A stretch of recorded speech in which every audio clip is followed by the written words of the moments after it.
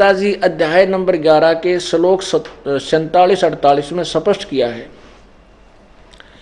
कि हे अर्जुन, मैंने तेरे ऊपर अनुग्रह पूर्वक कृपा करके ये अपना वास्तविक विश्व रूप विराट रूप दिखाया है। इसको तेरे से पहले कभी किसी ने नहीं देखा और न ही आगे कोई किसी तप से जब से वेदों में वर्णित विधि से कोई मेरे वास्तविक रूप को, इस काल रूप को, क्यों मैं ऐसा हूं, मेरे को नहीं देख सकता। अर्थात मेरी प्राप्ति किसी भी वेद गीता आदि में वर्णित विधि से कोई प्राप्त नहीं कर सकता, क्योंकि गीता और वेदों में एक ही ज्ञान है और ओम नाम का जाप ये परम ब्रह्म की साधना का है। ओम नाम के जाप से सिद्धियां आ जाती हैं, स्वर्ग प्राप्ति का धन संचित हो जाती है, कमाई बन जाती है, लेकिन उससे परमात्मा प्राप्ति नहीं हो सकती। इसलिए कहा है, पढ़िएगा अध्याय नंबर 11 और ये 47, 46, 47, 48 आपको स्पष्ट दिखा रहे हैं। हे अर्जुन, अनुग्रह पूर्वक मैंने अपनी योग शक्ति के प्रभाव से यह मेरा परम तेजो में सबका आदि और सीमा रहित विराट रूप तुझको दिखलाया है, जिसे तेरे अतिरिक्त दूसरे किसी ने पहले नहीं देखा था। अब क्या हुआ, इससे क्या स्पष्ट हुआ कि गीता जी के अध्याय नंबर 11 के श्लोक 47 में कहता है ये काल कि मैंने जो ये रूप दिखाया तेरे अतिरिक्त आज से पहले किसी ने नहीं देखा। यदि श्री कृष्ण जी बोल रहे होते, ये नहीं कहते कि ये रूप जो विराट रूप मैंने दिखा आज तक किसी को नहीं दिखाया अपना विराट रूप, क्योंकि कौरवों की सभा में अपना विराट रूप दिखा चुके थे और उसको देखने वाले बहुत से वहां 100 तो कौरव थे, 101 और अन्य सैनिक भी थे। आगे क्या कहता है कि जो मेरा ये रूप है आगे भी नहीं देखा जा सकता, यानी मेरी प्राप्ति तो वेदों में वर्णित विधि से भी नहीं हो सकती। और यही कारण रहा है कि इन ऋषियों ने, महर्षियों ने वेदानुसार साधना की। पहले ओम नाम का जाप करके देखा, कुछ नहीं मिला। फिर जैसे भी काल ने बताया, आकाशवाणी की थी तप करो, फिर हठ घोर तप करके देखा, कुछ नहीं मिला। आखिर में अपनी सोच से, अपनी थ्योरी से एक लोक वेद बना दिया कि भगवान निराकार है, वो दिखाई नहीं देता। फाइनल फैसला कर दिया। अब कहते हैं नाचा ना जाए तो आंगन टेढ़ा। अब देखिएगा 48वें श्लोक में, गीता अध्याय नंबर 11,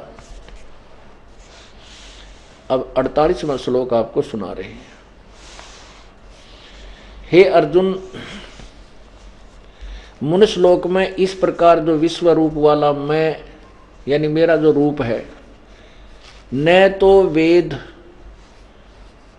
और यज्ञों के अध्ययन से, न दान से, न क्रियाओं से, न उग्र तपों से तेरे अतिरिक्त दूसरे द्वारा देखा जा सकता हूं। अब क्या बताया है कि आज जो मैंने तेरे पर कृपा की है, ये अपना रूप दिखा दिया, काल रूप, जो मैं ऐसा हूं। और इस मेरे रूप को, अर्थात मेरी प्राप्ति ना वेदों में वर्णित विधि से, ना किसी अन्य यज्ञ से, ना क्रिया से, ना तप से, ना जप से कोई नहीं कर सकता। तेरे अतिरिक्त ना तो इसको पहले किसी ने देखा और आगे भी कोई मेरा ये रूप नहीं देख सकता।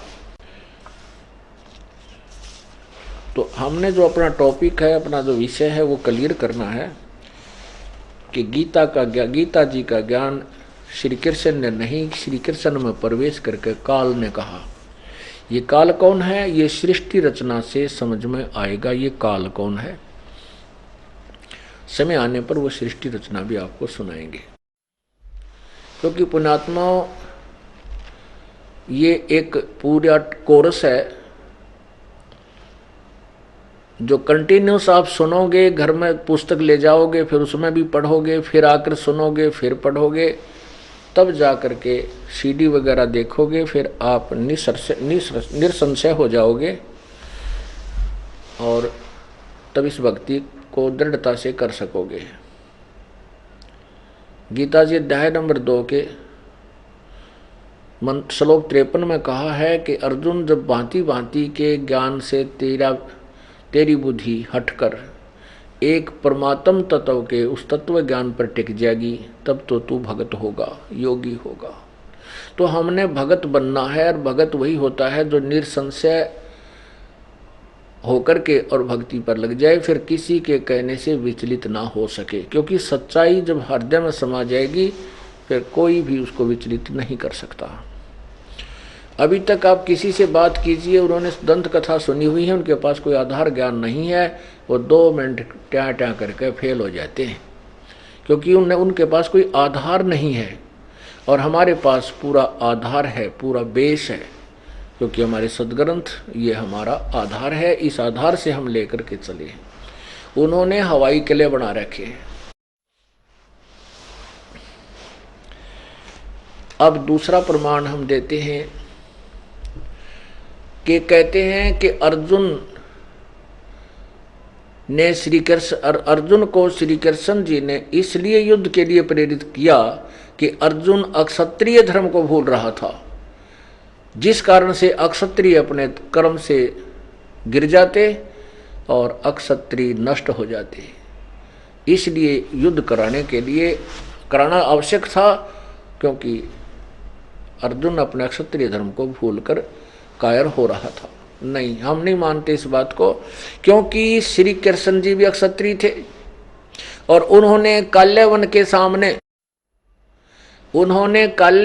सामने हथियार डाल के और युद्ध का मैदान छोड़कर भाग गए थे श्री कृष्ण जी, जिस कारण से उनको रणछोड़ भगवान कहा जाने लगा। क्या महिमा कम होगी?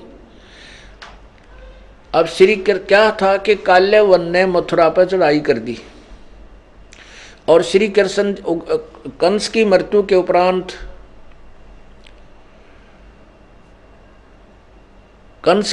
के उपरांत उग्रसेन जी ने अपने दोते श्री कृष्ण जी को ही वहां की बागडोर संभाल दी थी। उधर से